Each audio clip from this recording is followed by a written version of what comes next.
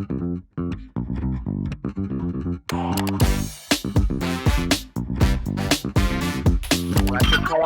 Repertoire Podcast.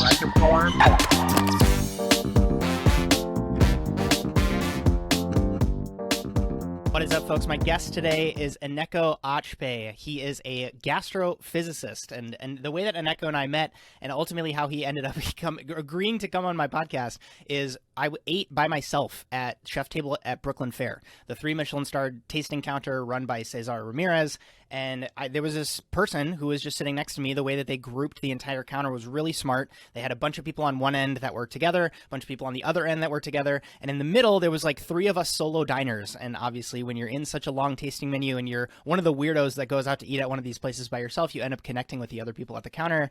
And Eneko and I just started talking, come to realize he was awarded one of the World's 50 Next Awards from San Pellegrino this year as a science innovator. He is based in both the Bay Area as well as Spain, and he's got a bunch of fascinating dot points to share when it comes to fine dining concepts, food manipulation, finding textural opportunities, and then ultimately converting those into delicious ideas. A quick insight into Eneko's bio: his path to the gastronomic industry is highly unusual. A physicist by training, he obtained a master's degree in material sciences as well as a PhD in physics. He was working for NASA, developing biomaterials to prevent and treat spaceflight-induced bone loss in astronauts when a chance discovery led him down a different path. Learning that food production contributes to about 37% of human-caused global greenhouse gas emissions, he became set on using his skills and knowledge to make a positive impact on the planet and combat climate change through food design. Another point to hang Eneko's hat on: he joined forces with Chef Eneko Axpe, so another Eneko, of World's 50 Best Restaurant and previous Sustainable Restaurant Award winner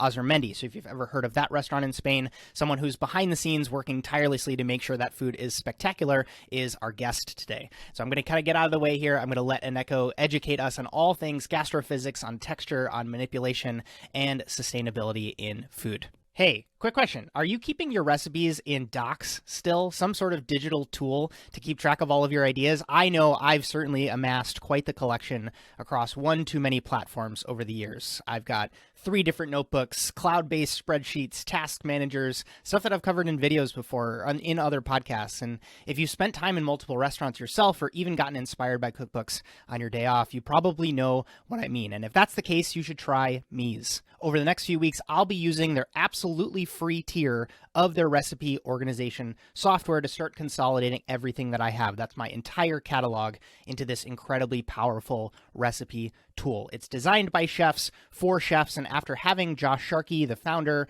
on this very podcast a few weeks back, I knew this product was legit. So what Mise does is it transforms your recipe content into powerfully digital formats that let you organize, scale, train, and cost like never before. I want you to see why Mise is loved by over 12,000 culinary professionals and why it's what I chose to use for this organizational project. This was no small undertaking. I know your recipes are valuable. They could probably be smarter than how you've probably got them stored right now. Sign up for a free, that's right, free account at getmeez.com/TRP. That's getmeez.com/TRP. TRP is for the Repertoire Podcast. If you're early on in your career, this is one of the most impactful investments you can make while you're learning. Don't get behind like I did. And if you've been in the business for a while now, there's a massive upside to having all of your recipes stored safely in Mise, having everything in one place. So why don't we get all of our recipes organized together? If you really want to keep yourself accountable to this, go ahead and share your progress with me on Instagram. Take some screenshots of how you're enjoying Mise,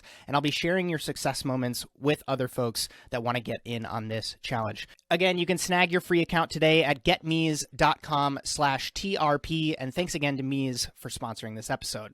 When I was in culinary school, I don't think I told you this story yet, they would always do this thing where they would share with all of us the possible jobs that we can get into after we graduate. And I got to say, I haven't met that many people who actually did that, who broke the mold and went beyond the typical like restaurant chef or cafe owner or caterer. And so, Eneko, to just welcome you to the show and just get a sense of what you do. What in the world is it that you do? What is a gastrophysicist? And how do you describe the work that you do in the culinary arts? Absolutely. First of all, Justin, thank you so much. It's awesome to be here. Yeah, I followed you on IG and you do great stuff. So, yeah, thanks for the invite. Gastrophysics, yeah, a lot of people ask me, what is gastrophysics? Some people think that is just like, like a new trendy term that is not useful at all, but is quite the opposite, I will say. It's something that is really new. It has very few years. Everything started like few decades ago. It's very, very interdisciplinary, and it uses the principles of physics. So it uses physics and then culinary sciences. Question: do you find that most culinary science tends to be more chemistry than physics? Is that where the gastrophysics part comes in? Yeah, absolutely. Got it. If you talk to any food scientist, a lot of the stuff they do is chemistry actually. But physics is not something that is usually or commonly taught. Like maybe they have like one or two things. I've seen things, for example, in this course in Harvard, Science and Cooking, I believe it is the name, and they have something, maybe because David Bates, which is very well known physicist in Harvard, is one of the teachers in this course. Maybe that's why they have some physics going on in that course, but it's not common. I've seen other places like the Basque Culinary Center where they try to teach about physics and how important is physics to do new stuff and understand stuff in gastronomy.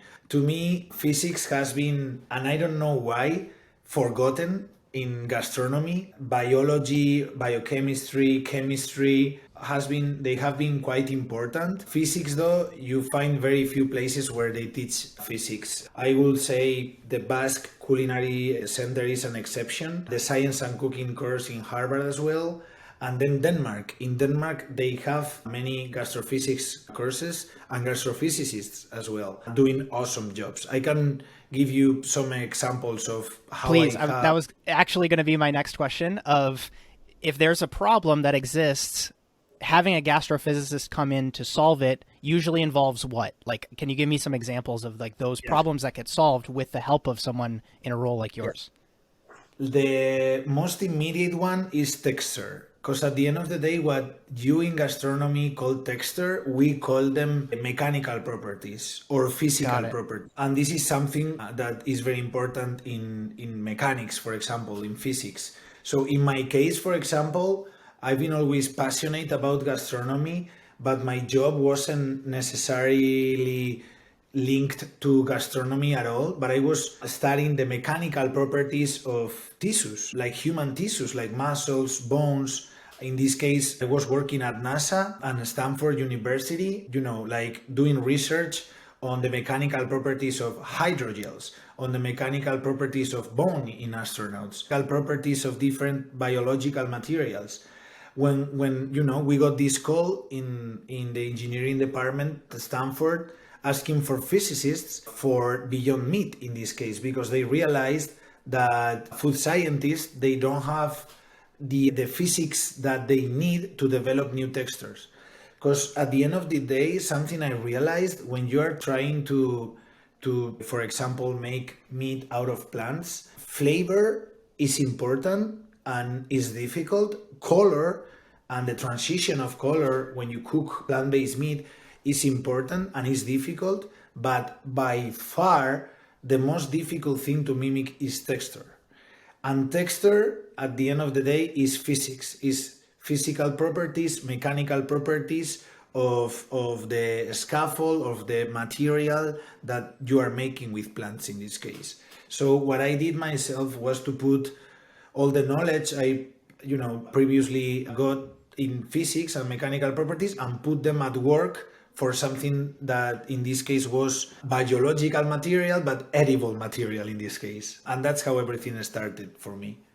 So it like keep going on that, because it's like, is it a situation of you staring at a computer screen with a bunch of equations? Do you have like digital models that you're plugging these things into? Are you just having a bunch of people chew on stuff? Like, tell us how this works. Yeah, absolutely. So something really cool we physicists can do is to avoid all the trial and error that happens in kitchens. So basically, when you wanna, have property A or texture B, let's say, you basically do trial and error. You put more of this and less of that until you come up with a recipe that, has the texture you want. What we can do is to build predictive models. So basically, based on data that we get in the lab, we can say, okay, if you put this amount of X, you will get this texture that you want. So we basically accelerate these culinary processes.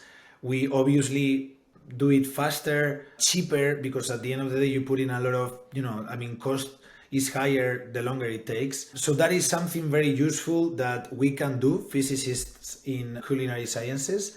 But another thing is lab work as well. So not only theories, but also lab work. Like, for example, I measure the mechanical properties of meat, of different meat products, and then compare them to the products we've been making.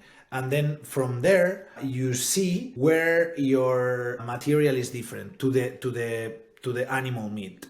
And then you once you come back from the lab with this data, then you can think in a plan of attack. Okay, we are failing in this mechanical property or in this other mechanical property, so we will need more of this and that to improve it.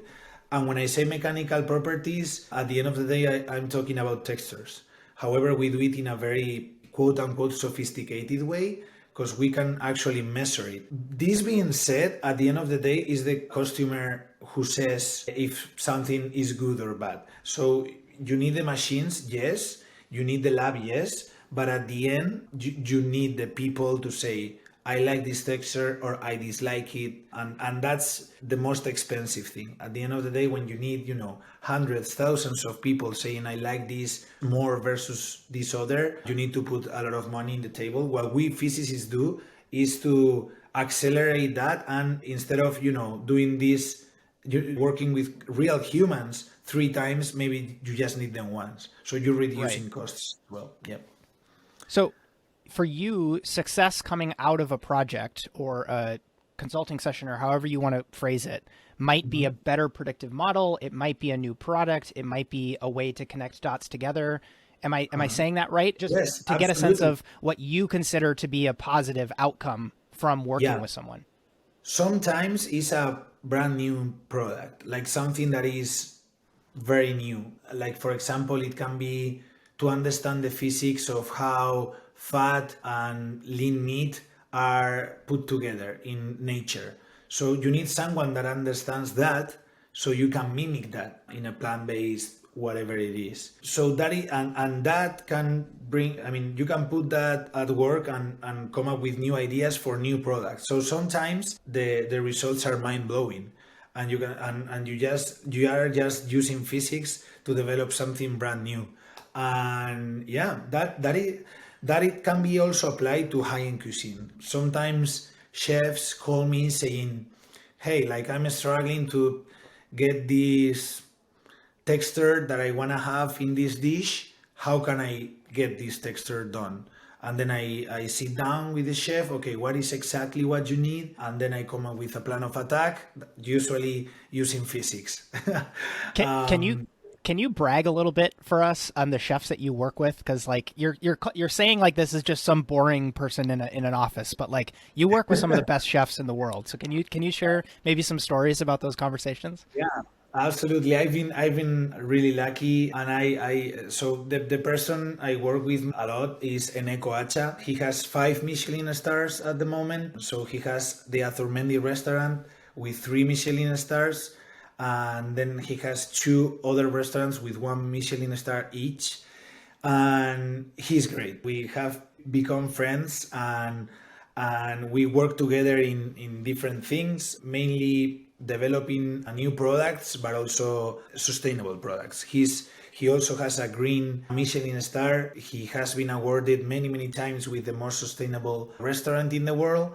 So what I do myself is to develop new strategies to come up with sustainable products. In this case, for example, we just published a scientific paper last week.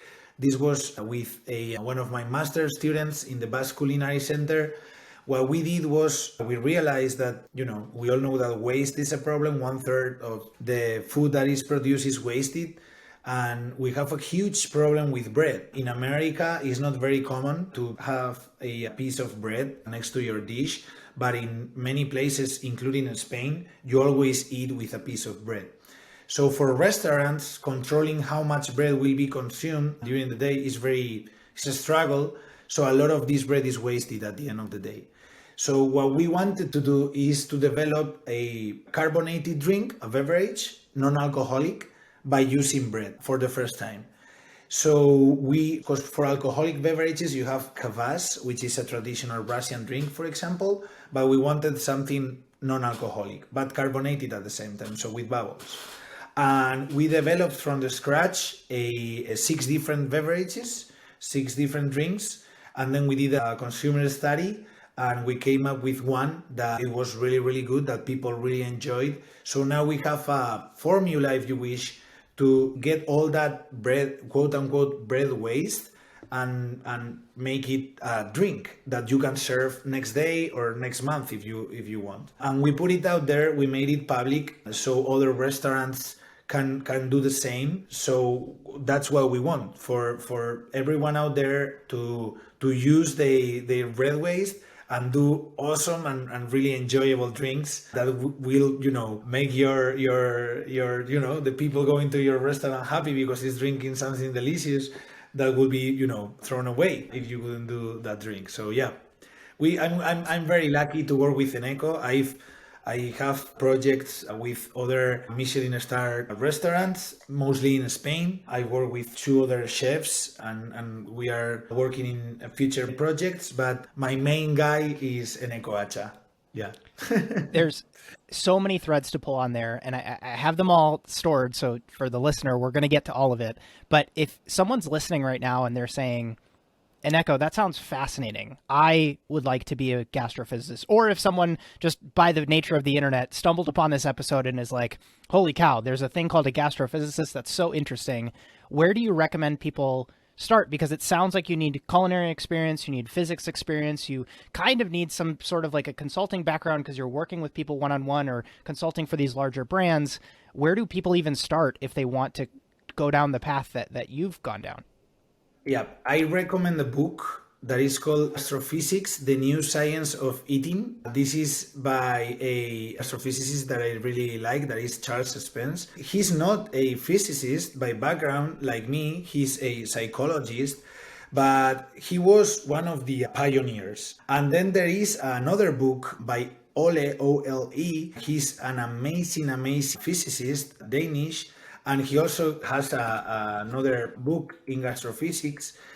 And I recommend that one. And I also recommend a paper that is called Gastrophysics, a New Scientific Approach to Eating. So those 3 I will recommend. Charles Spencer's book, both are called Gastrophysics, and then this 3rd paper. I will start from there. Yeah, it's really interesting stuff. You don't necessarily need to be a physicist to understand the concepts in gastrophysics. You can be a chef, you can be just, someone interested in gastronomy, because you will learn really, really cool stuff. For example, the sound of food, because sound of the day, in the end of the day, is just a mechanical wave. So that can be also explained with physics. So, and I won't do any spoilers, he explains in this book how to get the best sound in a food. So he puts an example of a food and a treatment you need to do to this food to get an amazing crunchy sound. No spoilers, get the book because it's definitely worth it. Yeah. And so I guess getting really practical about your work, do you have your own business? Do you come in technically as an employee for some of these companies when you're working on these projects? Is there like a lab that you're a part of? I guess kind of like if someone's thinking about the practical implications of like, cool, this guy does interesting work, but how can I make this my profession? Like, how can I make this into my career? How do you think about that? Yeah. So in my case, as I said, I was just a physicist that was passionate about gastronomy. I remember when I was, I don't know, maybe like 16 or 17 years old. I had my first job. I'm from a humble family, so I need to work in a club as a waiter. And I remember saving some money to go to a Michelin star restaurant here in Bilbao called Mina, still my favorite restaurant in Bilbao. And it blew my mind. But it blew my mind not as someone eating. It blew my mind as a scientist, because I was already, I was only 17, high school, very interested in physics, very interested in gastronomy. So I never thought that I would bring together these two worlds at some point. But from there, I got a PhD in physics. I moved to Oxford, then to Cambridge. I was teaching mechanics in the University of Cambridge. And then I moved to NASA and Stanford. And in California is when I started working for the first time. I did an internship in Beyond Meat. I was the first physicist. And then I got hired by Impossible Foods. And I was working in different meat products. My team was the texture analytics team. That was my main team. And then I've been working as a consultant for all these, high-end cuisine chefs. And that's how I've been doing it so far. But if someone wants to be an actual gastrophysicist, what I would recommend myself is to get it can be a food scientist or a physicist, even a neuropsychologist, and then do a master or a PhD in gastrophysics, because you cannot be a gastrophysicist per se. You need to, do a master's or a PhD, or even, you don't need a diploma to do like crazy gastrophysics at the end of the day. I've seen crazy textures. I've seen crazy products of people that are not necessarily physicists, but they understand the science and the physics behind a food product, and they develop crazy dishes, like crazy. I was in Denmark last week. I went to The Alchemist.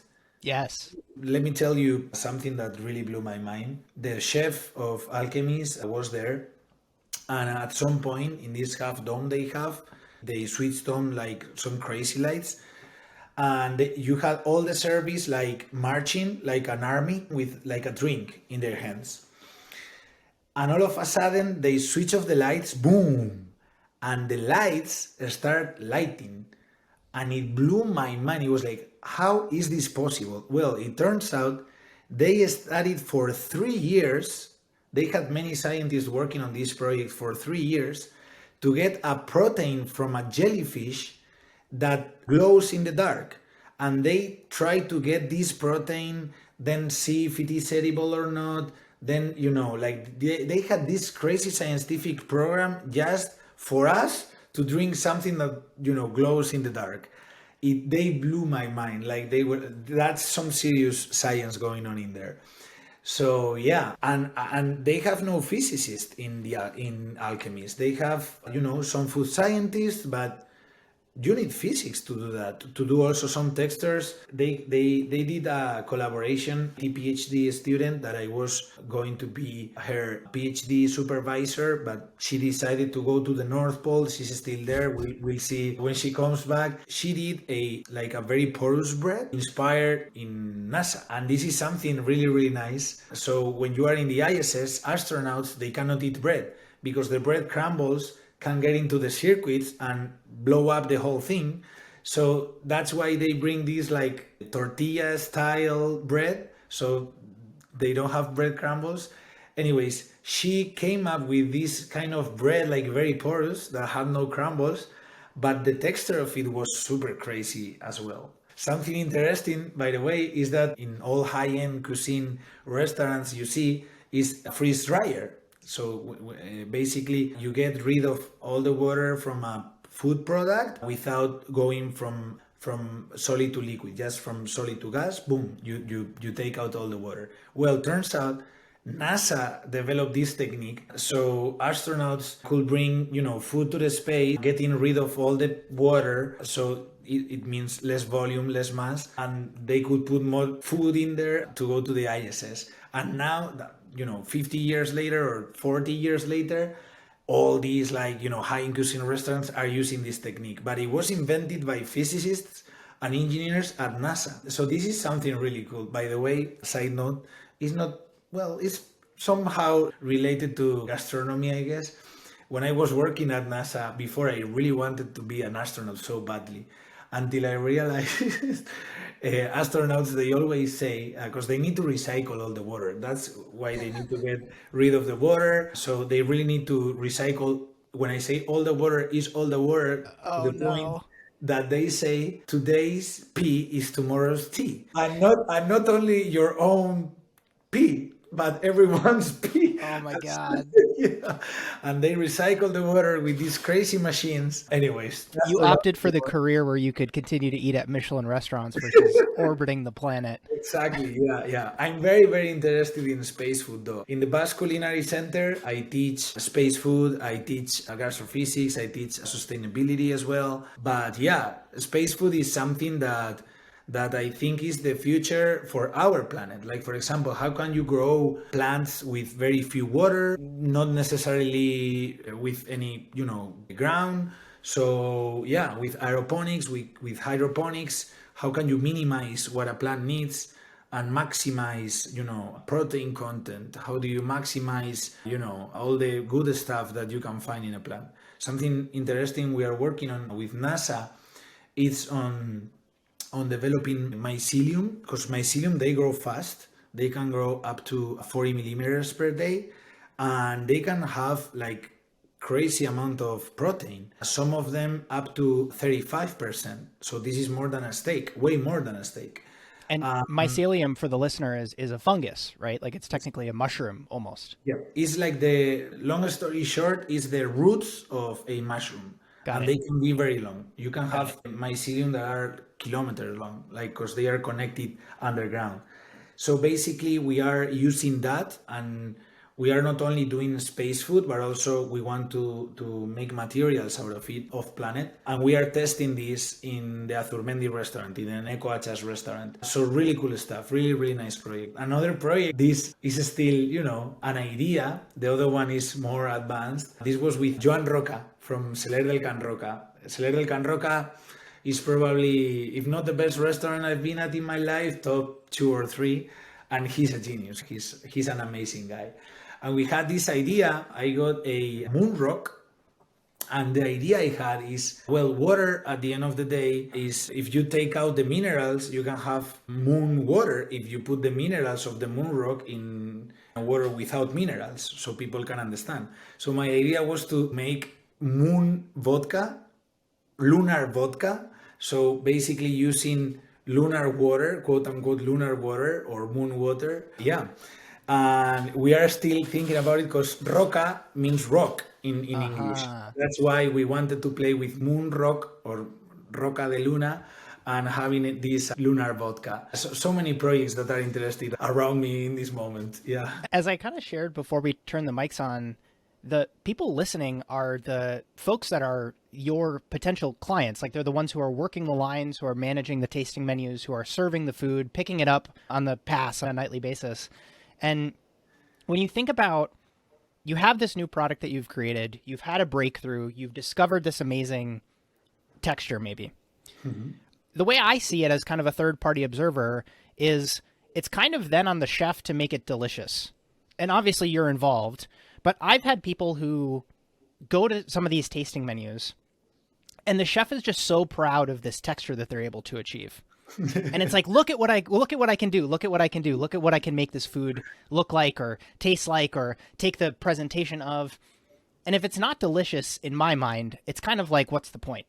Because if we have to serve this to, animals or plant this in the ground and have it grow in a really effective manner, then yes, of course, there's some of these breakthroughs that can really benefit society at large. But at the end of the day, there's humans that have to eat this. And so I guess from the perspective of thinking about deliciousness and comparing it to something that's like maybe novel, how do you navigate that? How do you think about deliciousness in your work? I absolutely agree with you. You hit the spot there. When I go and pay this crazy amount of money to eat, I'm looking for the wow moment. I'm obviously looking for something delicious, but if I'm eating like in The Alchemist 35 dishes, they To me, they all don't need to be necessarily delicious as wow. It can be a texture that I've never tried before that blows my mind, and I'm happy with that. I'm totally happy with that. I'm pretty sure that in 2025 they will make that crazy texture delicious. But when they come up with this crazy texture, they need to put it on a plate and say, "Hey, like look at this," because to me, and to me that is valid because it blows my mind. Now, I don't want 35 dishes like that. I want, like maybe 30 delicious dishes and five that blows my mind. And if you can blow my mind with a crazy texture that is also delicious, boom, that's the winner ticket right there. I love that you said that. Like there is a ratio in a tasting menu that is acceptable for bad dishes. And I'm so glad you mentioned that because I don't think I've ever gone on this rant before with anybody. Like it's actually not the point to have the entire tasting menu be a 10 out of 10 dish. It's okay to have something that is something that you've never had before, and maybe it's not quite there yet. But because it's trying to push the boundaries, because it's trying to be completely novel, because it's trying to express something that doesn't already exist, it might actually be okay. I think that ratio that you've nailed on, like that, the one in seven, there's something there with like, if you have 7 courses and one of them's not quite there yet, but it's really interesting, that's still a good meal. And it depends on the style of the restaurant too. For example, maybe Alchemist and Mugarit in San Sebastian, near San Sebastian in Spain, in the Basque Country, they are very similar in terms of we are going to blow your mind. And if you are cool with that, good. If not, you can go to a different restaurant, no problem. Then you have others like Asador Echevarri, for example, in the Basque Country. You won't see any, mind-blowing texture at all. But every little thing you're gonna eat is gonna be the most delicious thing. Like the execution of all dishes is really perfect. It's like this guy, he knows how to execute. Now, you won't have something that glows in the dark. Or you won't have something that, is so elastic that you can pull it, 3 meters. No, but this guy wakes up every morning at 4 a.m., gets the buffalo cheese, the mozzarella, and cooks it for you in this crazy thing that he has, so you can eat that, food of the gods. So, it's fine to have different styles. But yeah, I mean, deliciousness is key, but I'm cool with having restaurants around the world where deliciousness is central, but not necessary in all dishes. I'm cool with that. And let me tell you, I'm more attracted to this type of restaurant where you blow my mind not only eating, but as a scientist. When, you know what, Justin, like I cannot deal with dishes that I cannot make myself. Right. Not in the delicious part, but in the how in the world did they do this? Like I like when they blow my mind, it's like no, I cannot. I love that. I'm looking for that.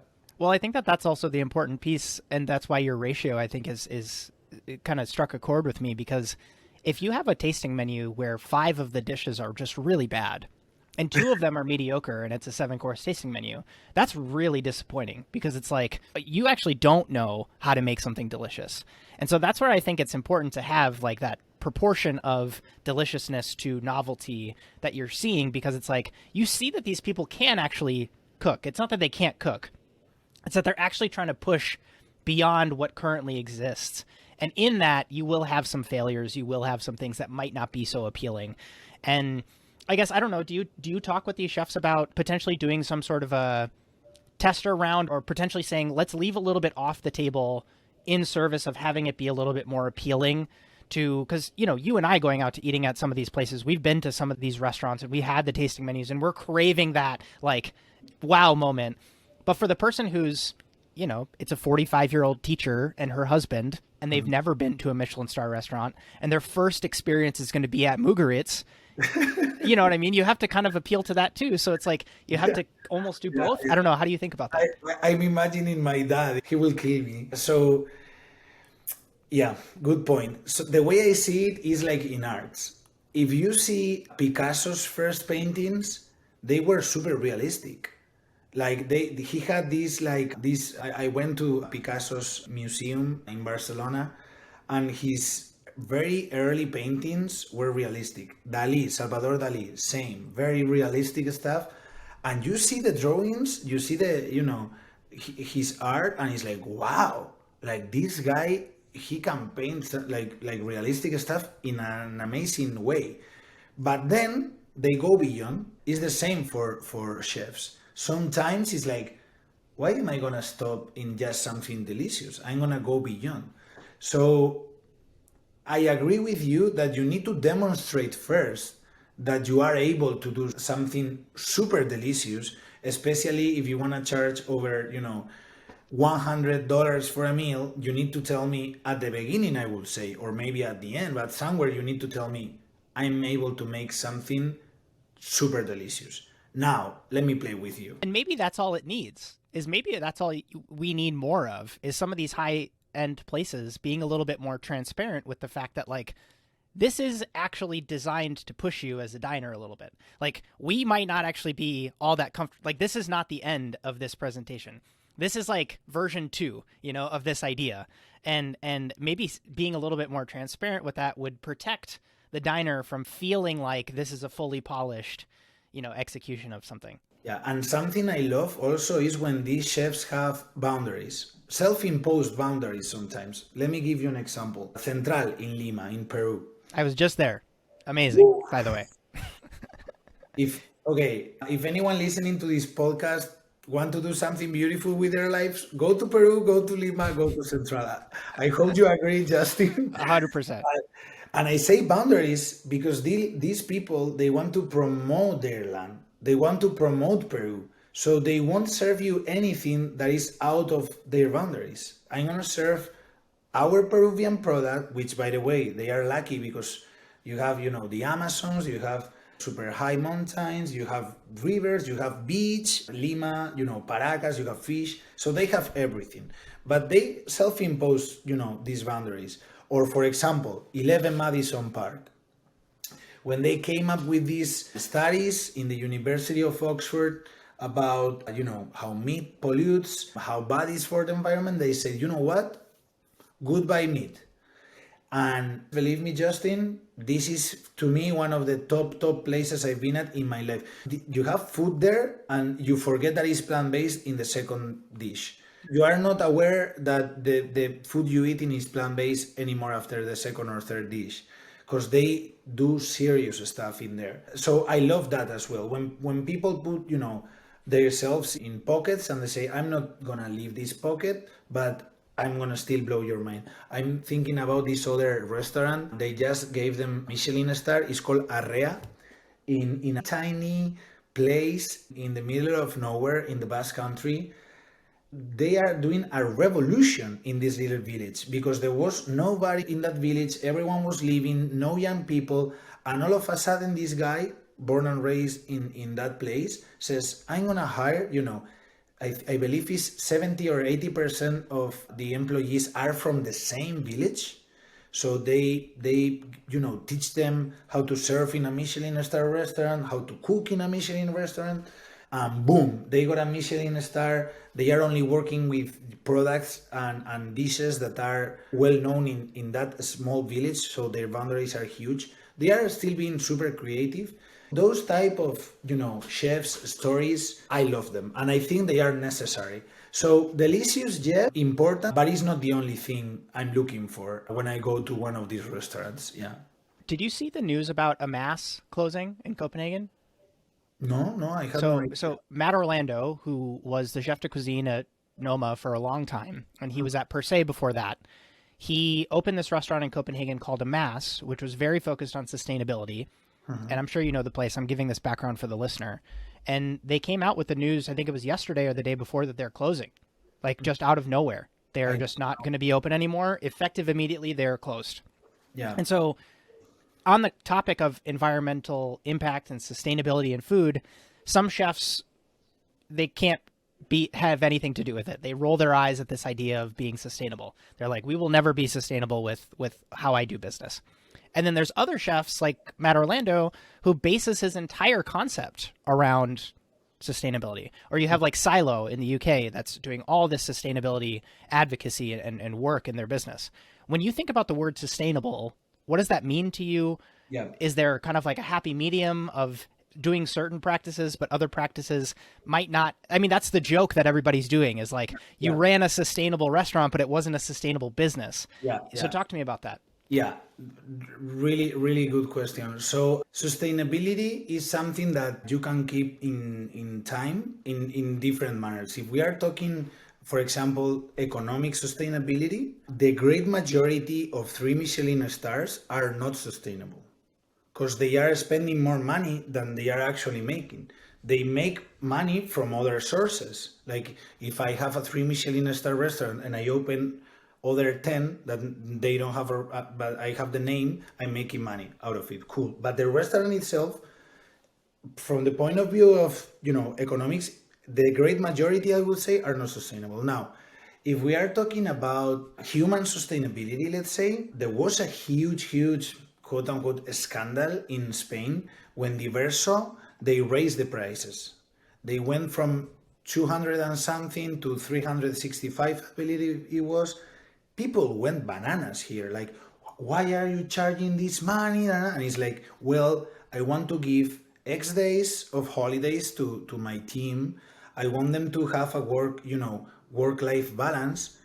It is not sustainable if I keep charging 200, and it's not something public. This is private. If you think it's too expensive, just don't come.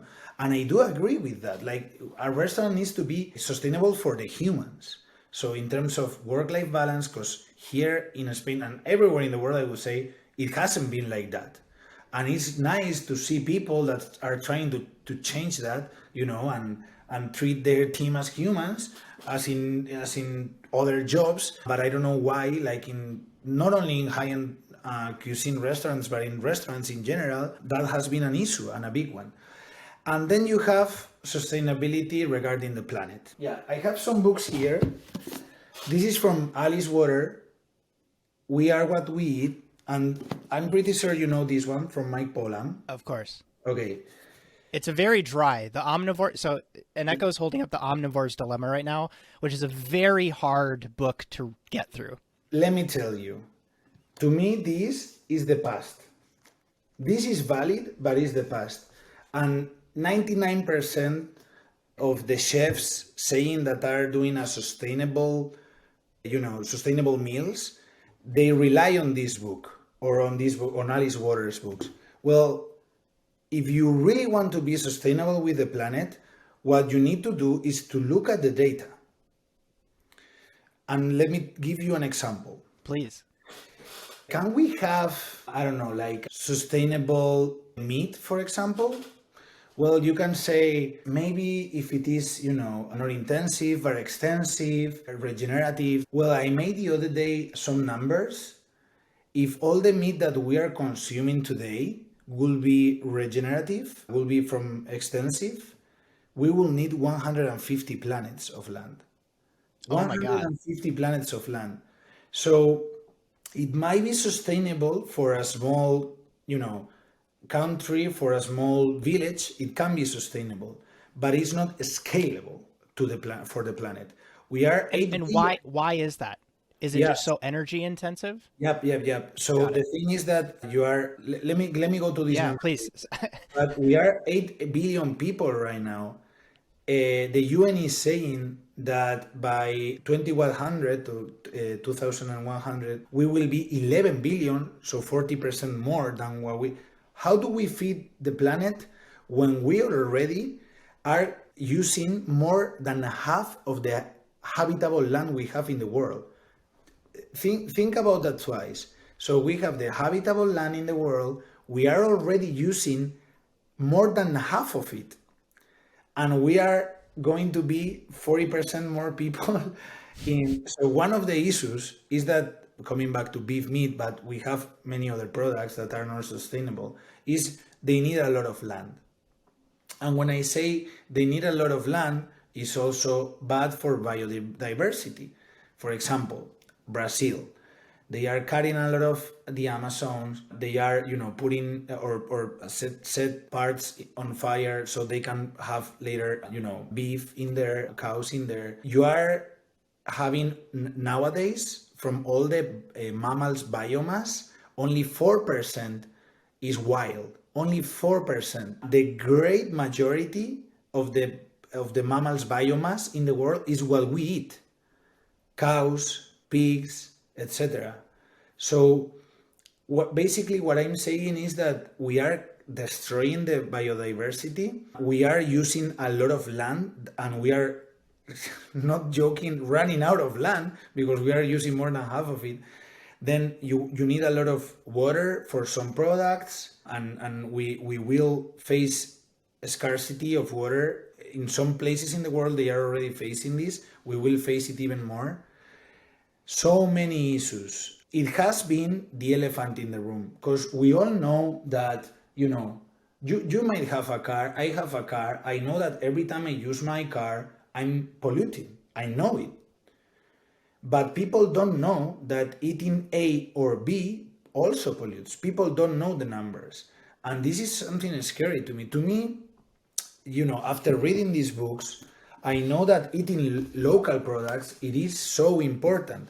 However, if you check the numbers, for example, in the carbon footprint, only around 3% represents transport. When like if it pollutes with 100 CO2 equivalent kilograms, only 3 of those will come from transport, because the great majority of food is transported by boats, not by planes. For example, again, carbon footprint. All the transport in the world is around 11% of all the gas emissions that we put out there. The greenhouse gas emissions, 11%. What we eat represents the 26%. Wow. We don't talk about it. We don't talk about how can we eat polluting less.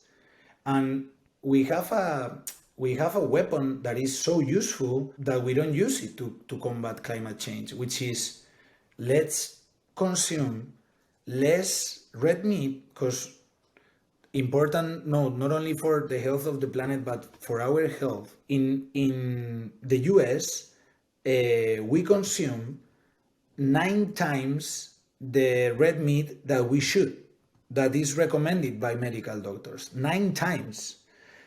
So what about this? Why don't we reduce our, red meat consumption to 1/9 at least of what we eat, and we eat more vegetables, more, beans, more fruits, and if they are local and seasonal, even better. Not in some places, you just don't have that. Like, I'm not saying that, people in North Canada, they need to eat local, vegetables. But when we can, let's consume, as much as we can, local vegetables, seasonal vegetables, fruits, nuts. Because at the end of the day, think about it, right? Like, when you eat nuts, you are eating from a tree, and the tree is capturing CO2.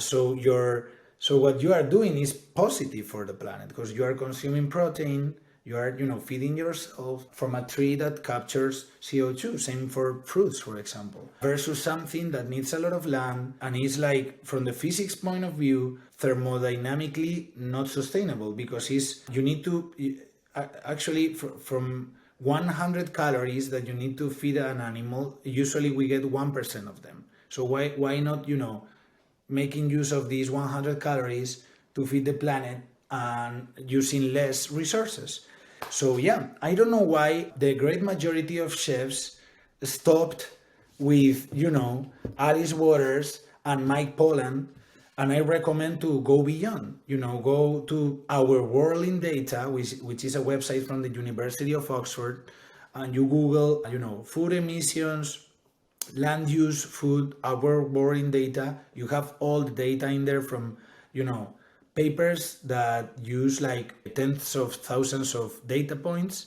I also recommend this one, We Are the Weather, by Jonathan Pamford. Really good book, cool data in here as well. So yeah, let's read, let's talk about data we have, and then let's act in consequence, because we are using the word sustainable very lightly. The other day, I went to a gas station and they said, this is a sustainable gas station. And I wanted to keep myself just, it was like, oh my God. The same is happening with some restaurants. They are Well, saying that they are sustainable or they are serving sustainable food, but in reality, if you look at the data, they are not. Well, I guess the place where I would maybe push back on that is this idea of let's say there is someone who is deciding, okay, he's right. I need to reduce my red meat consumption to 1/9 of what I, did in 2021. What a lot of people who might think that or kind of believe that or maybe have the ability to make that type of a decision might decide that the one time in those 9 meals that they are going to have red meat, they're going to trust a restaurant to provide that product for them. And so in my mind, it's kind of like this idea of don't hamstring the restaurant and say that they can't do red meat stuff or cook what they want to cook, especially if they're helping local purveyors or something like that, having their own dry aging program, something like that. And so I'm kind of kicking this ball around with you. I'm not kind of making any sort of, accusations or judgments here. It's just this idea of, should that onus be on the restaurant? Should it be on the consumer? And then I guess maybe if you can speak to this idea, because everybody has been saying that this regenerative meat thing is going to be the way that we solve this. It's not going to be this situation of you have to raise a whole cow and slaughter the whole thing and have all this waste. We can just grow a bunch of ribeye steaks, and then that's what we will be eating in the future. I saw Andrew Zimmern post on Twitter the other day a piece of nigiri with a perfect piece of lined salmon, and it was just like perfect fat, separation on the flesh of the salmon. I was like, maybe this is the answer, but you're telling us that maybe that's not necessarily true. No. That one is a different topic. Got it. Okay. No, but Okay. first of all, I do agree with you. Myself, I've reduced hugely my meat consumption, but And I'm the same, just for the for the listener. It's like, I don't eat steak every night. My wife and I will eat meat, a couple times a week. It's not something where every single day we're getting down on a prime rib, yeah, no. So a couple of things here. First of all, we need to tell the people that even if you keep eating red meat, you need to be aware that you are polluting. Then it's your decision. My decision, for example, is since I looked at and understood all this data, I reduced hugely my consumption of red meat. Now, do I still sometimes, a few times, consume red meat? Yes. I went to Buenos Aires, Argentina last month, and that is cultural there. I went to Don Julio, I ate amazing red meat from Argentinian cows, and I enjoyed it. If I go to a barbecue and, my best friend cooks, a burger for me, and there is no other, I'm gonna eat it, and I'm gonna be thankful and eat it. I'm just trying to say, let's put the information out there so people understand that. Because again, like when you ride your, gas motorbike, looks cool, but you're polluting. It's just that. Then there is another thing. Like if we all reduce hugely our meat consumption, there is a lot of people that is going to suffer. People that with cows, people with sheep, people with. What do we do with all that people? This is not as easy as saying everyone vegan starting tomorrow. Well, because doesn't that have its own negative ramifications too? Like the amount of land we would need to have to grow the amount of produce required to have everybody being vegan. Isn't that also like crazy? And again, I'm kind of asking the question. I don't know the exact data. But ideally, the vegan diet is the most sustainable one. Sustainable for the planet. But let me tell you, what do we do with all? We need a plan before we act in that radical way. Like we need a plan. What do we do with all these people? I'm not saying we need to cut.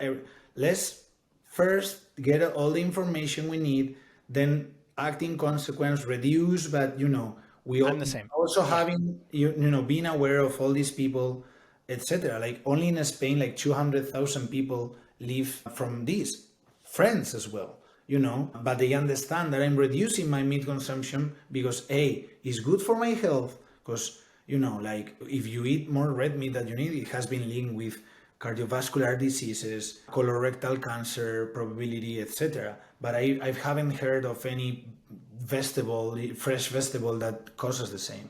So it's good for your health, good for the health of the planet. And then what you talked about the nigiri, I saw that amazing. This is a different thing. So besides, Impossible Foods, Beyond Meat, that they are trying to do like plant-based meat, there are these other companies that they do the so-called lab-grown meat. This is a different strategy. So basically it's using the tissue engineering concepts for food. So in tissue engineering is basically, I don't know, you burn yourself badly and you have a scaffold with your own cells. They put your own cells, they grow like fake skin of Justin, and then they implant it. So you have your own skin, let's say. They took this concept and they said, why don't we grow meat, without killing the animal? So what they do is they get cells, fibroblasts usually, out of an animal, and they do a 3D culture with a 3D scaffold, usually plant-based, and they grow meat in 3 dimensions that you can eat. That's what you saw, the nigiri. They do the same with fish, with different products. The problem there is not the sustainability issue. It's way more sustainable than the animal counterpart.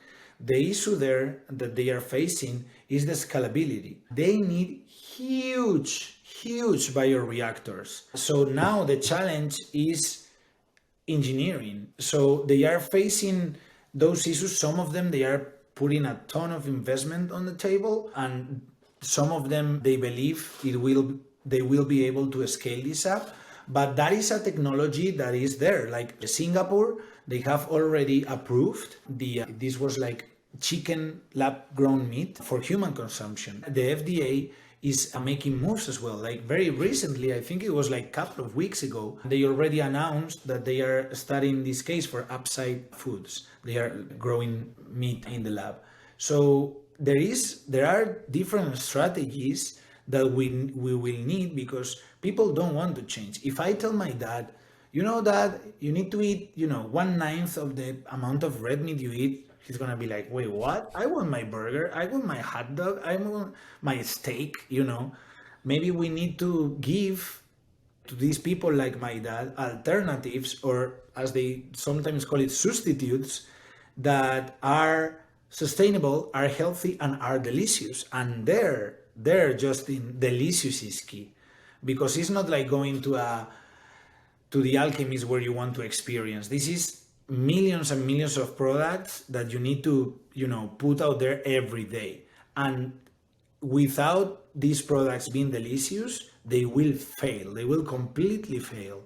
So, and by the way, gastrophysics plays a key role in there as well, because it's not only delicious from the point of view of flavor, but also a texture that you recognize and is enjoyable and nice. Because as soon as the texture gets different, to us it's not, a shrimp anymore, or a, piece of lamb anymore. I'm right there with you. Like the solution is going to be somewhere in the middle. All these people who get very dogmatic about like everybody needs to go vegan, or we need to do this regenerative farming thing, or everything is going to be lab grown.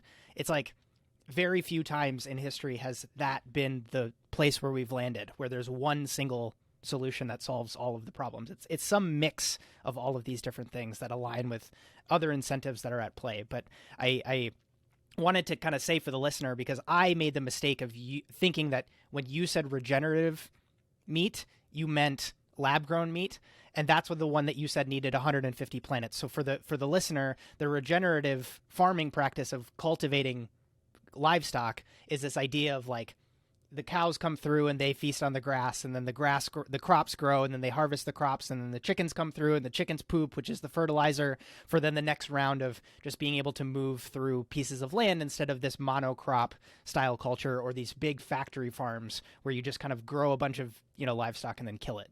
Which, if you decide to eat meat, that's the most sustainable way to do it. Is the regenerative farming. Yes, but is still far from being more sustainable than alternative. Right. So are you optimistic that they will figure out the lab-grown meat? Because, that can scale vertically. Like there's a bunch of different options that they can have that takes up less land, that, of course, I think it uses a lot of the water right now. Like with energy costs coming down, like maybe there's a solution there. Are you optimistic? I am optimistic not only on this, but on how we are going to combat climate change from the gastronomy point of view. And let me tell you why. Because we have, I would say, the brightest, maybe not the most creative, yes, minds in the world, in gastronomy and in science. Like, we are creative. So we're gonna come up with solutions. I'm confident and I'm pretty sure about that. We just need to inform ourselves or put all this data on the table and think about solutions. Let me tell you about another solution that started in NASA. It's amazing. So in NASA, they wanted to give protein to astronauts with this microorganism that basically, quote unquote, eats CO2 and gives protein. It's a Wow. yeah, it's a type of microorganism that they discovered at NASA, and they say, hey, like astronauts in a spaceship or in the ISS, they are exhaling like you and me CO2. Why don't we use this CO2 in such a way? So two different companies that I know of. One is American, is a spin-off from the University of California, Berkeley. And then another one that is from Finland. This guy was, I believe, the Ministry of Energy. And when he realized that, food and gastronomy plays such a key role in combating climate change, he decided to run this company. One is called Solar Foods, and the other one, Solar Foods, is the Finnish one, I believe. Yes. And the one from Berkeley, I forgot, but I will That's tell okay. you. If you find it, I'll send it to me and I'll put it in the show I notes. will send it to you later. Yeah. Anyways, so basically they are building these massive bioreactors with this microorganism, and they feed this microorganism with CO2, and this microorganism gives protein. So they are basically getting the ultra sustainable protein, because you are taking, you are feeding with gas that is bad for the planet, a little animal that is feeding you protein, basically. So there are really nice solutions out there. I think we just need time, we just need information, we just need data, we just need gastrophysics, science, and gastronomy, and believe me, we will win this battle for sure. I want to take us back down a little bit because that was very up in the clouds, and I want to take us back down for one kind of quick question for you before we get into some rapid fire ones, and we'll wrap things up. I'm obviously no gastrophysicist, but I got immensely interested early on in my career in what Harold McGee was doing. I binged all of the modernist cuisine stuff because the why behind cooking stuff was just practical to me as a line cook. So if I broke a sauce and I knew that lecithin helped keep an emulsion together, I could save my sauce and then be set up for service on time, right? So it was very practical for me. So in your mind, are there specific principles of culinary science or gastrophysics that if someone's listening and they're in culinary school or they're as a line cook somewhere where it's like, you don't need to know how to create lab-grown meat, but you should really just understand this. Is there something that stands out there? There is no only one physical property that is the key for everything. What I will do, if people want to learn more about this, I would recommend three things. One is the Harvard course, Science and Cooking. If you don't need the diploma, it's for free, and you will learn. You will learn a lot, and they teach physics there. And if they are more interested not only in physics or gastrophysics, but the science, the two books you mentioned to me are still absolutely magnificent. Like, we don't need to invent the wheel. Harold McGee's Food and Cooking and Modernist Cuisine. By the way, one of the writers was the chef at Fat Duck. Yeah, Chris Young. Yes, I was there a few weeks ago, actually. I loved it. I totally loved it. And it was great to have dishes that I've seen many, many times. He was, to me, a real game changer and one of the pioneers. By the way, something that it was amazing, when I got this award called 50 Next by 50 Best Restaurants. Congratulations, by the way.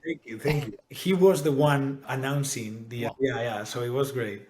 And then I saw Kren from Atelier Kren and John Roca were there as well, and it was amazing. That I met so many interested people that, by the way, you should definitely interview. I will give you some names later, but Please.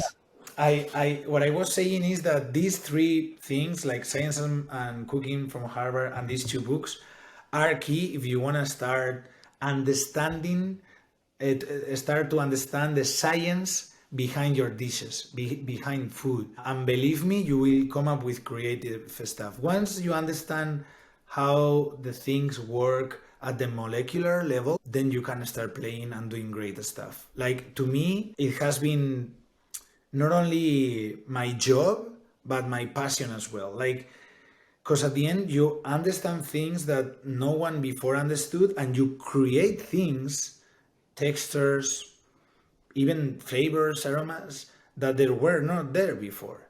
And it's like, wow, I created this texture. Like, and I love challenges, for example, like, hey, let's create the most elastic food in the world. Boom. Let's create the most fragile food in the world, or things like that. I love it. I just love it. And I recommend everyone to try to do some gastrophysics at home. Let's move to some rapid fire questions. Yep. This show is called the Repertoire Podcast, and the way that I kind of define a repertoire is this set of skills that you can take around with you. So regardless of whether you're at Stanford or you're working at NASA, you have this skill that comes with you, Eneko. When I say that word, what would you say is the most valuable part of your repertoire? Physics. And your understanding of it, your ability to apply it. What part of it? I think my ability to apply physics to gastronomy and to speak the same language as chefs has given me very important tools that I realize very few people have, and I'm trying to change, teaching others, for example, in the Basque Culinary Center. Yeah. So how to apply physics to gastronomy and how to speak the same language, because the language you folks use and the language we use is not the same. But now that I understand both languages, I guess it has been a very important tool for me. Yeah. That's huge. Justin, if you will ask me, I would put like physics, like I will go to, physicists and ask them, like, would you like to spend, 1 week in Alchemist? If 3 say yes, I'm pretty sure that one of them will stay there for years, because it's so insane to like the tools we have that they don't, and vice versa. Like, yeah. So, and we don't do that. Like, for some reason, it's like you study physics, boom, you do physics stuff. You study, maths stuff.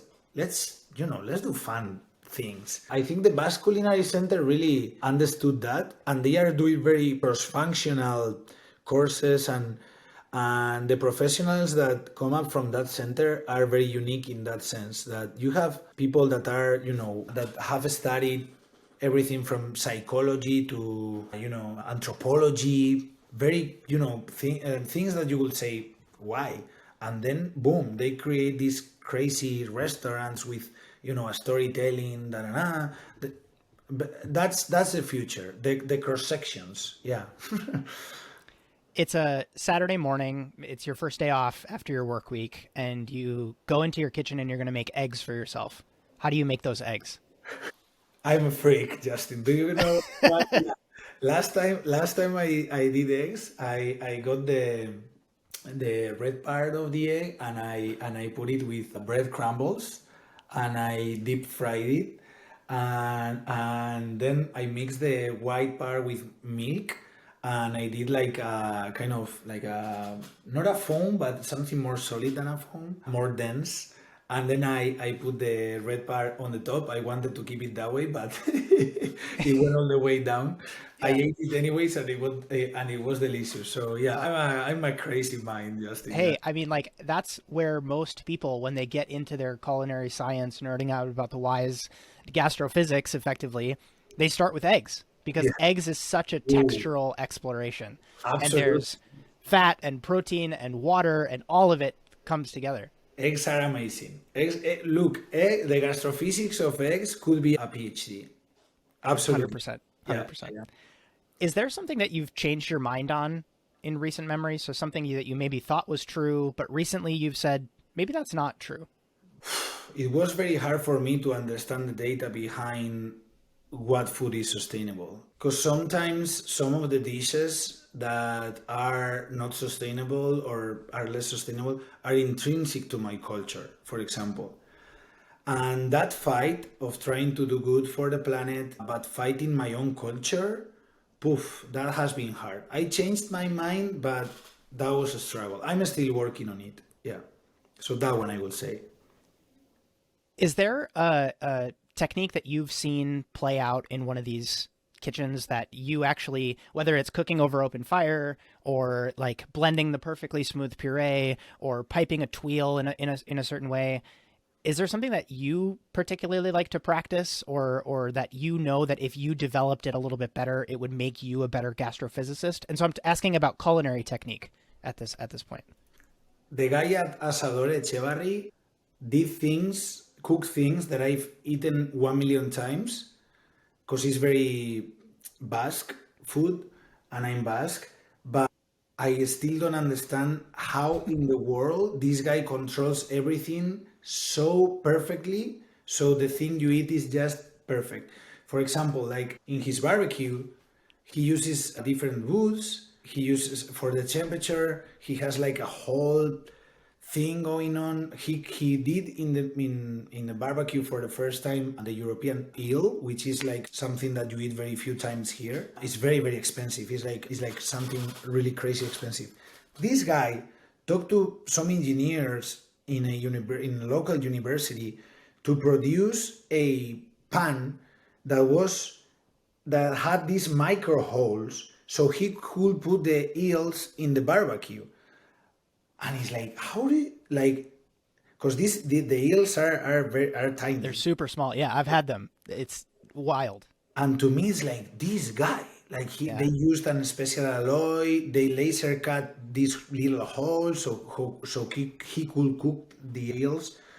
I would spend there 2 months understand, or 2 years, and I wouldn't understand exactly.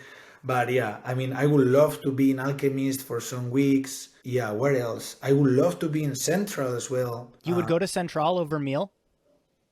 Over meal? Yeah, because did you eat at meal as well? Yeah. So you would go to Central versus go to meal? Oh, Central. Central. Mm-hmm. Yeah. Mm-hmm. And another one that I recommend is Maido. Maido is Nikkei food. So all these Japanese migrants that went to Peru when there was an economic crisis in Japan, and they developed what to me is the best cooking technique in the world, which is the Japanese with the best product in the world, that to me is the Peruvian, and boom, they developed the Nikkei food, and to me the best Nikkei place I've been is Maido. And I went once to Maido and I was leaving Peru like in a couple of days, and I asked them like almost kneeling, please let me come back, because there were so many dishes that I wanted to try but I couldn't eat more. And they saw me so desperate that they gave me an opportunity for a second day, and I went for the second day in a row. But yeah, I will eat there all week. Like really, really cool stuff. Yeah. That cuisine type is spelled Nikkei, if anybody wants to do research on that after this conversation. You somehow get a call right after we get off this call that you've just won an all expenses paid trip to eat at your dream restaurant, somewhere you've always wanted to go eat. And when you get there, there's someone you've always wanted to speak with waiting to have dinner with you. What is that restaurant and who is the person? Ooh. This needs to be someone related to gastronomy, or it can be... No, it can be anybody. Anybody. Oh, wow. Okay, there are two that I really want to go. I've never been in Noma. I really want to go to Noma. And I really want to go to Disfrutar in Barcelona. I've never been either. So one of these two. So I'm going to say two. I would love to go with you, Justin, to Noma, for example. I would, yes. I went to the old Noma. I haven't been to the new Noma. And, for people listening, I might have said this in the intro, but Eneko and I ate at Brooklyn Fair right next to each other at the counter. And we just geeked out about food the whole time. It was awesome. And so, yes, would 100% join you on that meal. And then the second one, I would say Ferran Adrià. I will eat in Disfrutar with Ferran Adrià. Some people in Disfrutar work in El Bulli before, I've seen a 9-hour documentary about El Bulli that the Spanish television made. I mean, what would you ask him? Like, what would you ask Ferran? so many things. Because this guy did physics without knowing he was doing physics. This guy did chemistry without knowing he was doing chemistry. I would bomb him with questions. Yeah, I would love to spend I would love to have a lunch with him. Yeah, I will actually. You know what, Justin? You just inspire me now. I'm gonna fight for this to happen at some point. Do it. Yeah, 100%. yeah. Do it. I'm gonna try to contact him and ask him, and hopefully, in some years, I will send you a picture with Ferran Adria in this frutar. I will make a video about that because that would be like we have it recorded. It's recorded. Oh man, I mean the guy's a legend. He's such a legend, and it's one of the like. It breaks my heart that I never got a chance to eat at El Bulli while it was open. I hate that I never got a chance to go eat there. Game changer. It's a foundation now. Actually, Justin, you will be a really good, and people listening, I'm pretty sure they can also apply, but you will be a really interesting profile for them. In the El Bulli Foundation, they have like this 3-month stay that you can be there with people that are very different to you, because they bring people from very different, backgrounds and topics that they are experts on. So yeah, if people are listening, that is something you can do. You can apply for El Bulli Foundation, and they give this 3 months stay. You will kill it, Justin. Yeah, maybe you can talk to him and say like, hey, Eneko wants to have lunch with you in this frutar. Maybe Totally. The last question that I ask all my guests, and I interview people who are not chefs on the show all the time, and I'm not saying that you're claiming to be a chef or not, but what I always like to get... Believe me, well, because you work with chefs so closely, and you deal with all of the operational constraints and the financial problems and the egos and all of that. I'm so curious, what do you think chefs can be doing better to help the next generation? 2 things. 1, to read the data about sustainability, and 2, diversity. It kills me when I see in the top 100 chefs in the world, literally 0 black chefs, for example, like 0. There is an issue there. There is a very European-centered, way to think about food. And to me, we are missing so many flavors, so many textures, so many, things for being self-centered. So we as the gastronomy world, we have a huge issue there. So that is something chefs should definitely change. And do you think that is like what's this? Because I've had a couple of other folks make that ask, but I always like this audience is so tactics and strategies and learning and growth focused that I try to push beyond just the talking points and say, what is the action item that someone can do if they're running a restaurant, or they're in a culinary educational institution, or they're maybe listening and they're voting on something for the world's 50 best. Like, is it maybe not doing any of that? Like, I guess in your mind, what are some of the solutions that can go beyond that talking point? Many things, actually. You can promote in culinary schools to have students from different backgrounds. You can also start going to places out of your comfort zone, because I'm pretty sure you will... As a diner, you're saying? Yeah, absolutely. 100%. Yep. You will discover, dishes that will blow your mind, and also people with influence try to recommend chefs out there to also go to these places. There is this Nigerian chef, for example, that worked in high-end cuisines, and now he has I would say, the first super high-end cuisine restaurant in Nigeria. And Nigeria is a country... It's like the fastest growing country, exactly. Like one of the fastest growing economies. It doesn't have the, in terms of population, the size of the US, but will catch up soon. So, why don't we bring this person to teach us about their food? So we learn about them and open our minds about, there are many cultures out there. Let's try their food. Let's discover their food. Let's learn from them. So for people listening, go out there and try new stuff from different cultures, and from people with influence. Let's make diversity a common thing in culinary schools, for example. Yeah. I mean, speaking of learning, we could continue to talk for probably another 2 hours, but I want to let you go. Where do you want people, if they want to get in touch with you or kind of follow along with what you're doing out there, is there a place that you would prefer for people to go follow you? Yeah, I'm on IG, and you can follow me. It's my name _ my surname _ so ENEKO _AXPE _. And then I'm also on Twitter, ENEKO AXPE altogether. Just follow me on social media, drop me a message, DM me, and I'm happy to talk to anyone. Absolutely. I love learning from others. So please let me know if there is any comment, suggestion, question. Well, thank you again for coming on the show. I can only imagine what city in the world or crazy tasting menu you and I will experience in the future. But again, we will, Justin. Thank you again. Thank you, Justin. This is awesome, and hopefully see you soon in person. Take it easy.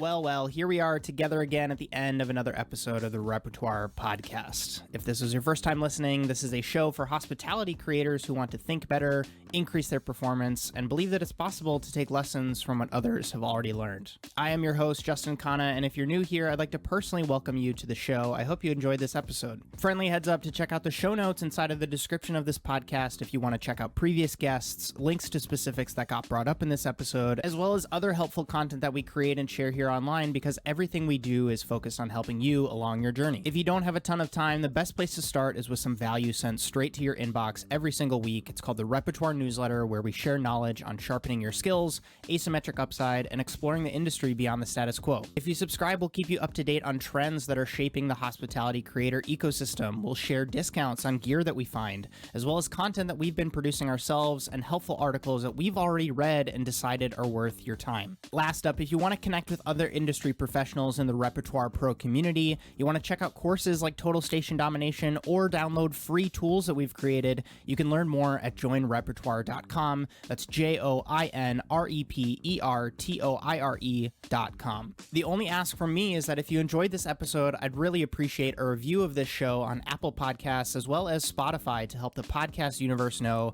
that people like us like shows like this. Regardless, I'll see you in the next episode. My name is Justin Khanna, and I hope you have a good one.